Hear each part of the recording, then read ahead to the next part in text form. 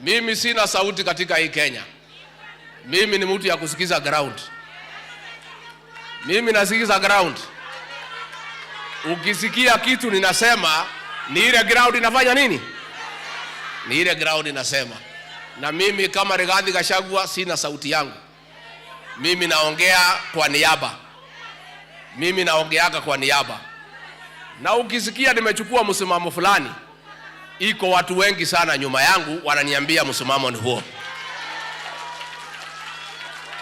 Ningetaka kuuliza viongozi yote ya Kenya, tuache kutukana wananchi. Tuache kukula tumeshiba tunaanza kuwatapikia.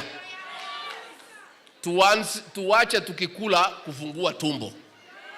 Wewe kama umekula vizuri ni sawa. Wale bado kula waachie heshima yao. Hata kama hawana chochote ya kukula, heshima tu.